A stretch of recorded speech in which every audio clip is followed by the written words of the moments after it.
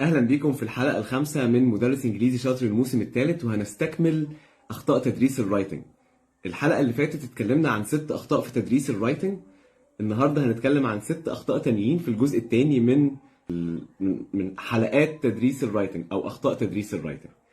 طيب، اول خطأ معانا النهارده ممكن نقول illogical writing tasks. يعني ايه؟ يعني تدي للطلبه تاسك رايتنج غير منطقيه. معلش، انا طالع من برضو على اكونت انستجرام من موبايل تاني، فيعني كل شويه هبص هناك. اول خطأ في تدريس الرايتنج، او خلينا نستكمل نقول الخطأ رقم 7 في تدريس الرايتنج، هو ان احنا ندي للطلبه illogical writing tasks. يعني ايه الكلام ده؟ يعني ممكن ادي للطالب، انا قابلت الكلام ده بنفسي في احد كورس بوكس، وكورس بوك مشهور لدار نشر شهيره جدا، ان انا اقول له يكتب description للريموت كنترول وكيف نستخدمه. تخيل تاسك زي دي، هل هي منطقيه؟ هل هي بتحدث في الحياه العمليه؟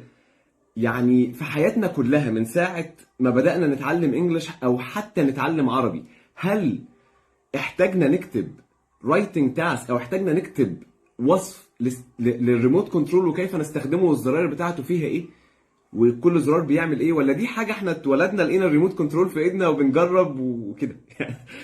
هل احتاجنا نعملها في الحقيقه؟ لا.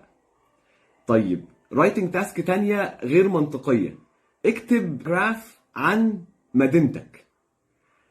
هل انا احتاج تعمل حاجه زي كده قبل كده؟ يعني هل انا كطالب او كمواطن احتجت اكتب باراجراف لاي سبب عن مدينتي الا اذا كان الموضوع ليه احتياج معين؟ يعني لما المدرس يقول لي اكتب لي باراجراف عن مدينتك بس كده، هنقعد بقى اوصف واشوف انا مدينتي اخبارها ايه وشكلها ايه والطقس فيها عامل ازاي. ولكن ممكن نعمل تويك صغير خالص نخلي التاسك لوجيكال.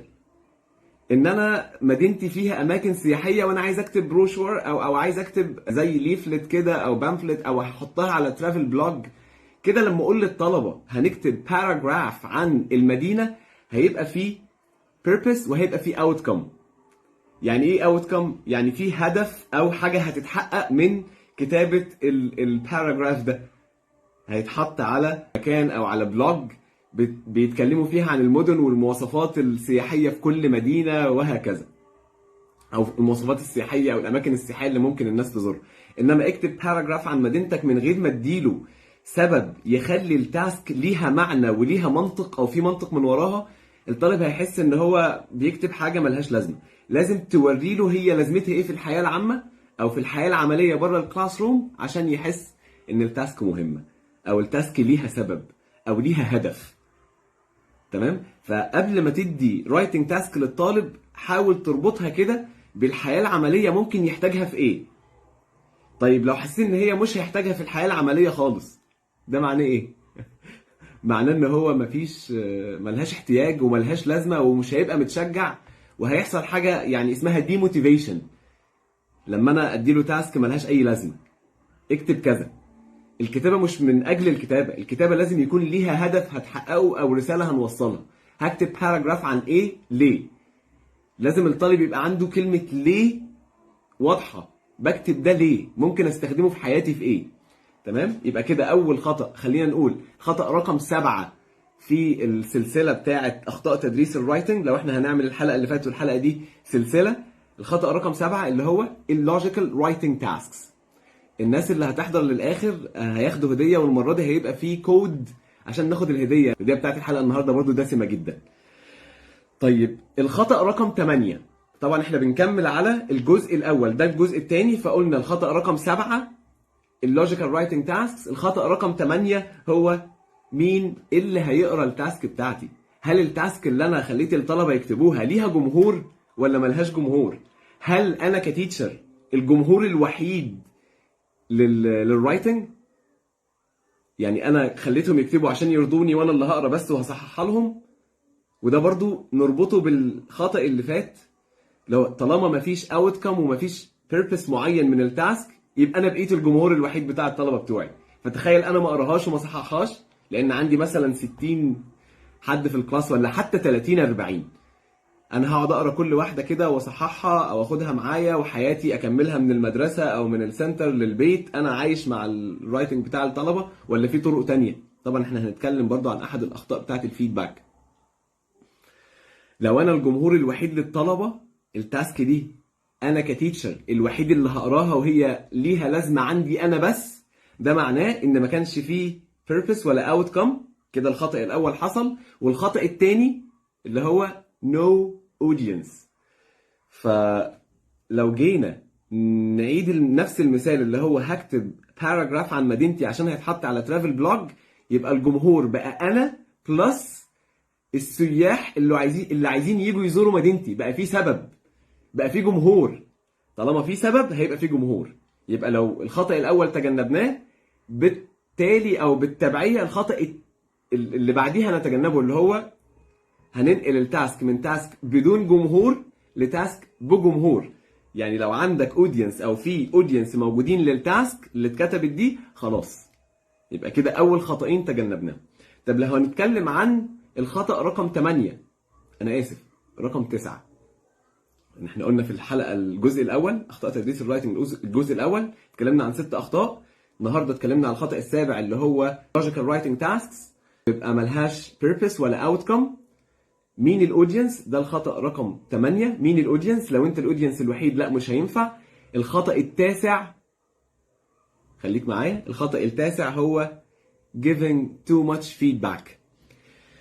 المشكلة اللي عند المدرسين او مدرسين الانجليزي بصفة عامة، ان حقيقي احنا بطبيعتنا عندنا ضمير مرعب وعايزين نظبط الدنيا ونصلح للستودنتس كل الاخطاء يعني طول الوقت، وكل الاخطاء اللي موجوده في اللغه في كلاس واحد، ومش عايزينهم يخرجوا من غير ما يكون كل اخطائهم اتصلحت.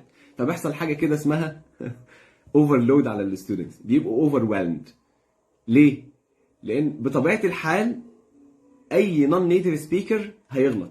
اذا كان النيتيف سبيكر، مش هقول لك النون نيتيف سبيكر بس، لا النيتيف سبيكر نفسه لما بيجي يكتب احيانا بيبقى فيه اخطاء، ودي حاجه انا شفتها بعينيا. وانا باخد السلتا كمتدرب كان معايا واحده انجليزيه، وانا باخد الدلتا كمتدرب كان معايا بريطانيين وامريكان. يعني في دلتا موديول 2 انا اخدت جزء كده في اليونان بس ما كملتش، وبعدين جيت كملت دلتا موديول 2 في مصر. كان معايا في اليونان يعني واحده امريكيه. مش عايز اقول لكم كميه الاخطاء اللي في الرايتنج كانت عامله ازاي، فما بالك بقى بحد نون نيتيف، فاكيد هيغلط. طب انا هصحح ايه؟ فاكرين المره اللي فاتت في الجزء الاول لما اتكلمنا عن اليوسفول لانجوج والستراكشرز اللي هيحتاجوها والفوكابلري اللي هيحتاجوه، لازم يبقى في ستيج اليوسفول لانجوج. الاخطاء المتعلقه بالحاجات اللي انا شرحتها في اليوسفول لانجوج بس هي اللي هركز عليها. ما ينفعش اصحح له كل اخطاء البانكتويشن. يعني في 14 بانكتويشن ماركس، مش هصحح ال 14 خطأ. انا لو ركزت على حاجه واحده مثلا زي الكابيتاليزيشن، يبقى دي الحاجه الوحيده اللي هصححها في البانكتويشن. لو انا ركزت على ستراكشر معين مثلا present perfect continuous و cohesive device زي مثلا although او whereas، يبقى دول الاثنين او دي الحاجات اللي انا هركز عليها. مش هينفع اصلح كل حاجه في الانجليزي بتاعهم، هيحصل لهم زي ما قلت لكم كده overload. do not give too much feedback. تمام؟ do not correct every single mistake. تمام؟ عشان ما do not overload them. طب هصحح ايه؟ هصحح الحاجات اللي انا ركزت عليها في مرحله اليوسفول لانجوج. تمام؟ الحاجات اللي انا ركزت عليها في المرحله اللي هي يوسفول لانجوج، اللي انا اديتهم فيها الاستراكشرز اللي هم محتاجينها والفوكابلري اللي هم محتاجينه او الفانكشنال لانجوج اللي هم محتاجينها، عشان ما تعقدهمش. تمام؟ صح كده يا ابتسام. الخطأ العاشر neglecting the importance of proofreading. لازم نعلم الطلبة ان هم يقروا اللي كتبوه قبل ما يتعمل له سبمشن بقى باي نوع، ايا كان بقى نوع السبمشن. حتى لو هيبدلوه مع زمايلهم في الكلاس، حتى لو هيقوموا يعلقوه على الحيطان بتاعه الكلاس روم والناس هنعمل جاليري واك ونقراه، قبل ما يحصل السبمشن ده باي صوره من صوره لازم نعلمهم يعملوا بروف ريدنج وإيديتنج. تمام؟ لان بروف ريدنج ده بيطلع لك حاجات انت نفسك لو مدرس وكتبت حاجه وما عملتلهاش بروف ريدنج هتتفاجئ ان عندك اخطاء، هتتفاجئ ان في سبيلنج ميستيك. انا وانا بوري النقط دي لصديقي حامد، انا كنت كاتب ماتش من غير يو، كاتب مكان اليو اي، فهو اتريق قال لي ميتش giving them ميتش فيدباك. تخيل انا وانا بكتب النقط دي لنفسي عشان ما انساش حاجه فيهم، وانا بعمل الحلقه انا بكتبهم في نقط وببص عليهم برضه عشان ما انساش حاجه. ف قال لي ميتش فيدباك giving them ميتش فيدباك اهو. يعني انا شغال في الانجليزي بقالي قد ايه، واشتغلت مرشد سياحي قد ايه، وكتبت ايميلات قد ايه، وكتبت اساينمنتس قد ايه، وما عملتش بروف ريدنج للنقط، وبوريها لحامد كده بقول له ايه رايك في النقط دي، تعرف تزود عليهم حاجه؟ لان انا برضو ببقى عايز اجمع اكبر كميه اخطاء عشان يعني تبقى الحلقه مفيده وقويه يعني. فقام التريق قال لي ميتش فيدباك. تخيل انا ما عملتش بروف ريدنج. يعني ايه بروف ريدنج؟ اعاده قراءه اللي انت كتبته بعين متفحصه شويه، لو هتقراه كده بالراحه وتشوف لو في خطا، سواء يعني ستراكشر، يعني في خطا في الجرامر، خطا في الفوكابولري، خطا في السبيلنج، خطا في البانكتويشن، خطا في الكوهيسيف ديفايس، يعني اقراه بهدوء كده. ده بنسميه بروف ريدنج، اعاده قراءه ما كتبناه ونعمل اديتنج بقى على الحاجات الاخطاء اللي موجوده. تمام؟ فلازم نعلم الطلبه يعملوا بروف ريدنج واديتنج قبل ما يعملوا السبمشن او قبل ما يسلموا التاسك، ايا كان هذا التسليم، حتى لو لزميله عشان يعمل له بير تشيكينج. تمام؟ بروف ريدنج اند اديتنج. ولازم تبقى مطمن الطالب، قول له انت كده بتكتب الفيرست درافت اللي بيتكتب في الكلاس ده، خلينا نسميه درافت مش الفاينل رايتنج تاسك، درافت. لما يسمع كلمه درافت هيبقى اخد حريته شويه، هيبقى اخد راحته شويه، عارف انه لو غلط مش هيحصل حاجه، يعني اغلط براحتك. تمام؟ يبقى كده الخطأ العاشر neglecting proofreading and editing. طيب الخطأ الحادي عشر، اتكلمنا من شويه عن احنا ممكن السبمشن، احد صور السبمشن واحد صور الفيدباك الاوليه ان الطلبه يبدلوا التاسكس ويقروها. يعني انا كتبت واحمد كتب وحامد كتب ومينا كتب ومروه كتبت وهبه كتبت، كل اتنين هيبدلوا التاسك بتاعتهم مع بعض. يعني انا اخدت التاسك بتاعت حامد، وحامد خد التاسك بتاعتي، مروه خدت تاسك احمد، واحمد خد تاسك مروه، وهكذا. ليه؟ عشان نعمل peer checking. peer checking ده يعني بيخليني انا اشوف كتابة زميلي، وزميلي او زميلتي تشوف كتابتي ونراجعها. بيحصل حاجة يعني فرصة كده peer teaching and learning. ده من ضمن مزايا ومنافع وفوائد الكوميونيكاتيف ابروتش، ان احنا دايما بيبقى فيه peer teaching and learning، والمدرس ما بيبقاش the only source of information in the classroom. المدرس مش هو المصدر الوحيد للمعلومة في الكلاس روم. طيب هم هيعملوا بير تشيكنج بناء على ايه وعلى اساس ايه؟ على اساس حاجه اسمها تشيك ليست انا هديها لهم. هحط لهم مجموعه من النقط كده، اللي هو لازم وانت بتقرا بص على 1، بص على 2 موجود ولا لا، بص على 3، بص على 4، بص على 5. طب النقط دي هتبقى عباره عن ايه؟ هتبقى عباره عن الاستخدام الصحيح. مثلا لو انا في اليوسفول لانجويج شرحت لهم functional language how to make a request، how to state a requirement، وهكذا. يعني stating requirement اتعمل بشكل صحيح، ممكن اطلع كذا سهم كده بالطرق اللي بعمل بيها stating requirements. طيب استخدم ال present perfect continuous، هكتب كده بس present perfect continuous. تمام؟ واقوم كاتب الفورم جنبها بخط صغير او بخط مقروء بس يقدروا يشوفوه.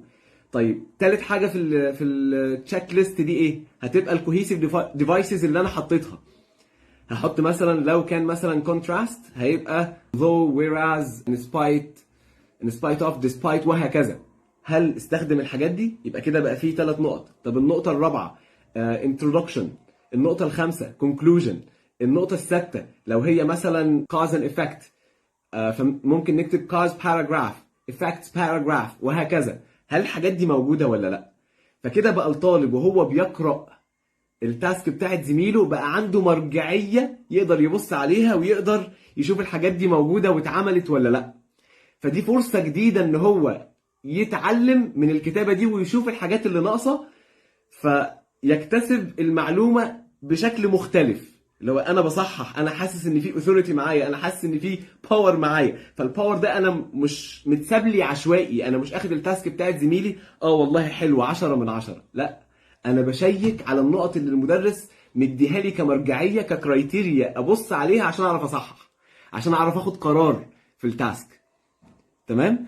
طيب بشكل غير مباشر هو الطالب نفسه بيتعلم اثناء التصحيح ده، بيبص الحاجات اللي ناقصه والحاجات اللي موجوده اتعملت كلها ولا لا، قدر زميلي يعملها ولا لا، وفي نفس الوقت زميله بيبص على التاسك بتاعته، بيبص على التشيك ليست اللي موجوده على البورد. بقى كده في مرجعيه للاثنين، مرجعيه للكلاس كله، وانا شلت من عن نفسي هاسل كبير جدا ان انا اخد ال 30 40 تاسك واقعد اصححهم في البيت. طيب وكل ده بيحصل المدرس واقف بيعمل ايه وهم بيشيكوا على التاسكس بتاعتهم؟ فاكرين الحلقه الاولى من الموسم الثاني اللي هي تاسك سايكل؟ المدرس بيعمل مونيتورنج اثناء ما الستودنتس they're checking in pairs. لو انتوا شفتوا الحلقه الاولى من الموسم الثاني هتلاقيها كان اسمها تاسك سايكل وموجوده على اليوتيوب، وممكن ابقى احط اللينك بتاعها في الكومنتس. وهم بيعملوا التاسك انا بعمل مونيتورنج. طب وهم بيعملوا بير تشيكينج، انا برضو بعمل مونيتورنج وببص على الاخطاء وبسجلها عندي. ممكن اعمل كوركشن اون ذا سبوت لان الرايتنج مفيش فيه يعني interruption of the flow، انت مش بتعطلهم عن حاجه، انت هتقف كده وانت بتتمشى تبص في كل تاسك بعين present perfect continuous وانت بتمر كده بتعمل مونيتورنج. لو حابب تصحح حاجه في present perfect continuous صححها، او حتى شاور له عليها، او قول له بصوت واطي كده ايه انت نسيت ING هنا مثلا، او شاور له على الفيرب اللي ناقصه ING. لو ما اكتشفوش لوحده قول له، مفيش مشكله.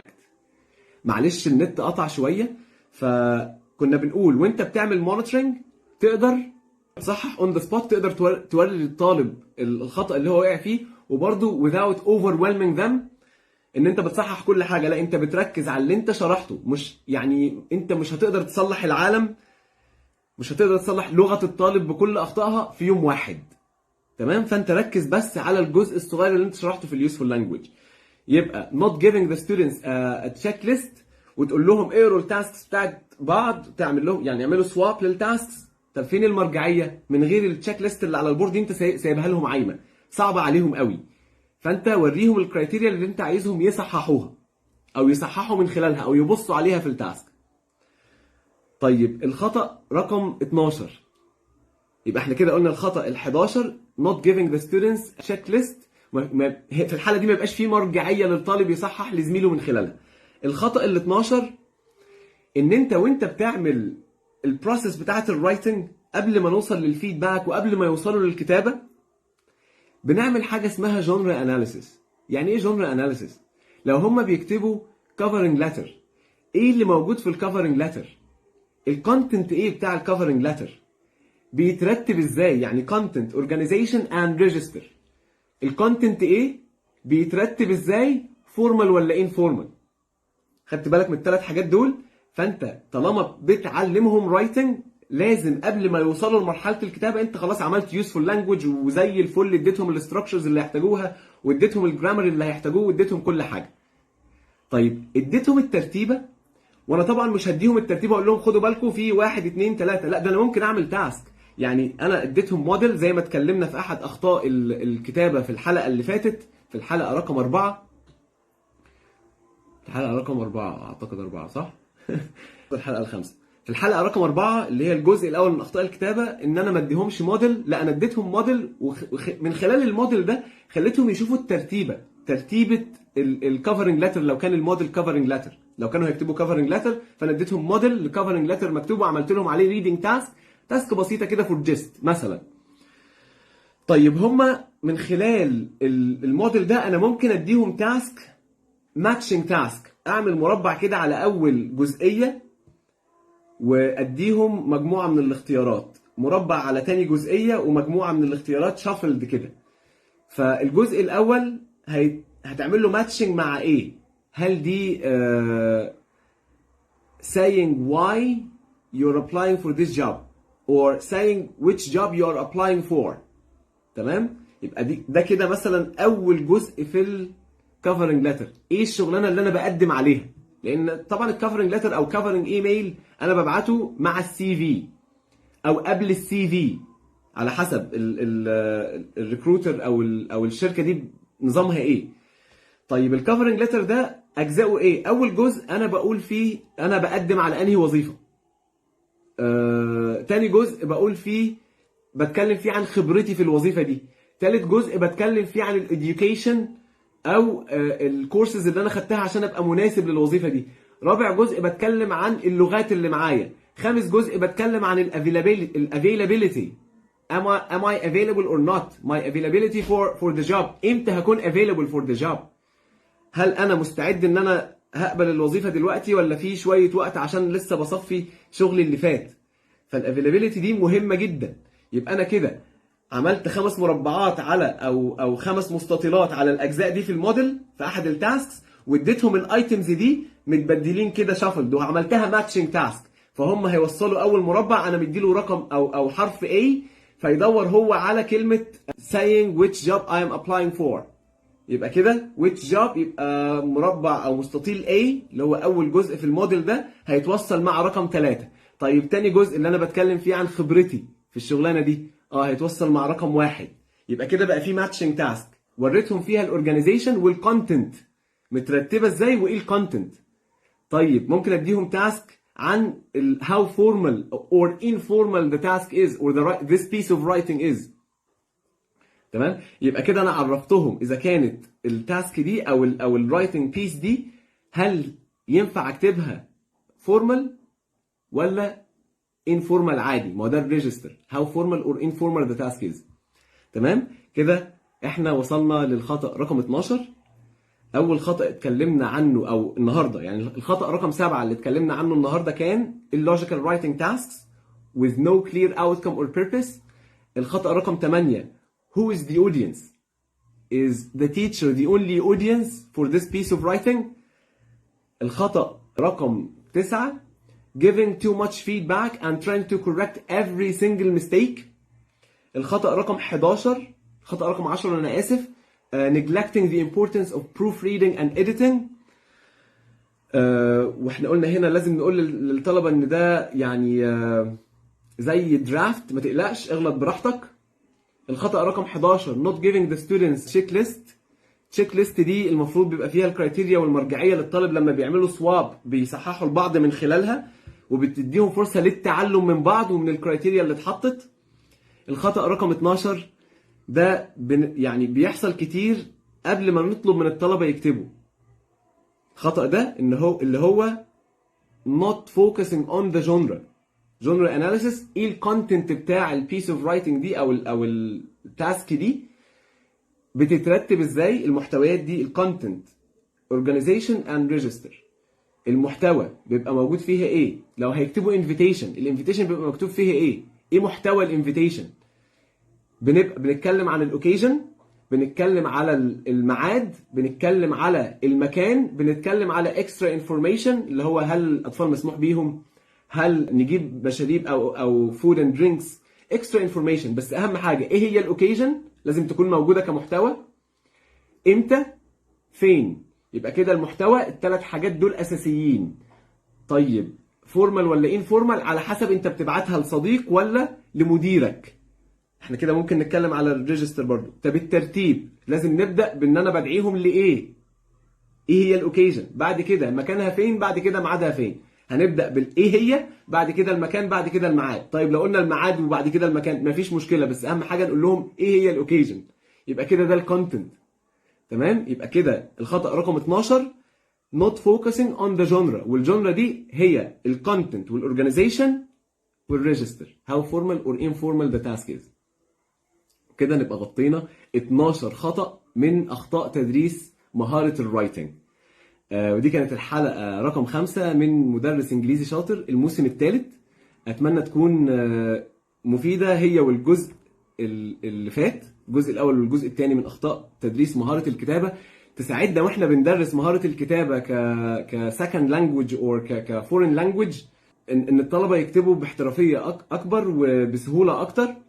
ولو انا هتكلم على الستيجز بتاعه الدرس بسرعه، lead in exposure to a model، وهنا بنديهم reading task بسيطه، بعد كده بنديهم useful language وبنعمل جونرا اناليسيس، او نعمل الجونرا اناليسيس في ستيج لوحدها، بعد كده الرايتنج تاسك والفيدباك.